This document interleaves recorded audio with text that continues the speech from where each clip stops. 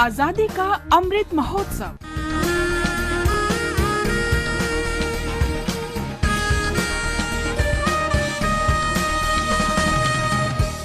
आजादी का सफर आकाशवाणी के साथ। 11 नवंबर मौलाना अबुल कलाम आजाद की जयंती है।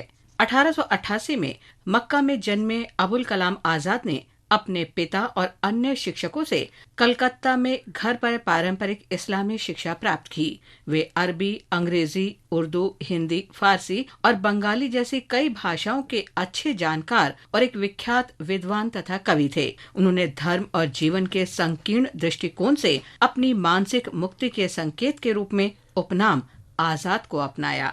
मौलाना अबुल कलाम आजाद कम आयु से ही पत्रकारिता और राजनीति में सक्रिय हो गए थे। वे बंगाल के दो प्रमुख क्रांतिकारियों अरबिंदो घोष और श्री श्याम सुंदर चक्रवर्ती से प्रेरित होकर ब्रिटिश शासन के खिलाफ क्रांतिकारी आंदोलन में शामिल हो गए।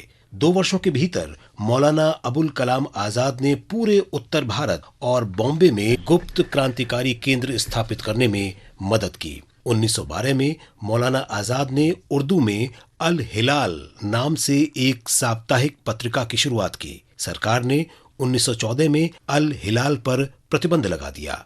मौलाना अबुल कलाम आजाद ने भारतीय राष्ट्रवाद और हिंदू मुस्लिम एकता के प्रचार के समान मिशन के साथ एक और साप्ताहिक अल बालाग निकालनी शुरू की। 1916 में सरकार ने इस पर भी प्रतिबंध लगा दिया और मौलाना अबुल कलाम आजाद को कलकत्ता से निष्कासित कर दिया गया।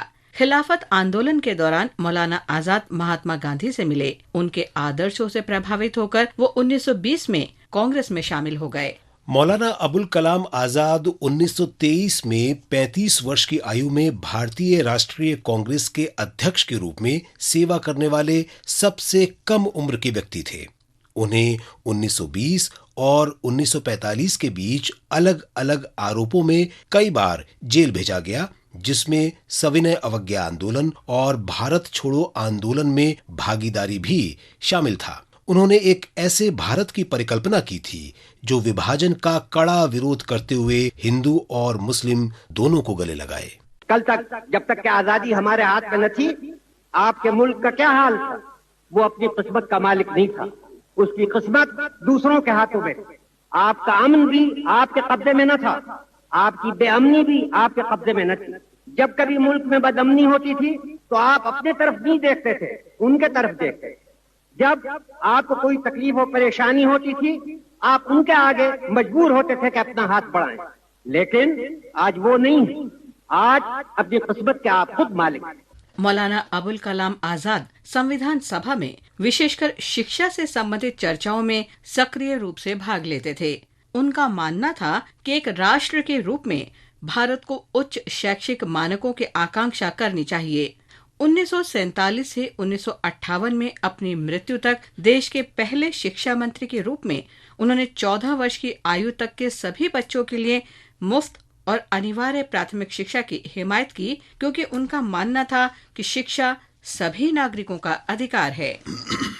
अबुल कलाम आजाद ने अशिक्षित वयस्कों की शिक्षा के लिए वयस्क शिक्षा बोर्ड की स्थापना की। उन्होंने विश्वविद्यालय अनुदान आयोग और भारतीय विज्ञान संस्थान तथा IIT जैसे अन्य शिक्षण संस्थानों की स्थापना में भी महत्वपूर्ण भूमिका निभाई। मौलाना अबुल कलाम आजाद ने 22 फरवरी 1958 को अंतिम सांस ली। उनकी आत्मकथा इंडिया विंस फ्रीडम 1959 में उनकी मृत्यु के बाद प्रकाशित हुई थी। उन्हें 1992 में मरणोपरांत भारत रत्न से सम्मानित किया गया था। शिक्षा के क्षेत्र में उनके अमूल्य योगदान के कारण 11 नवंबर को राष्ट्रीय शिक्षा दिवस के रूप में मनाया जाता है।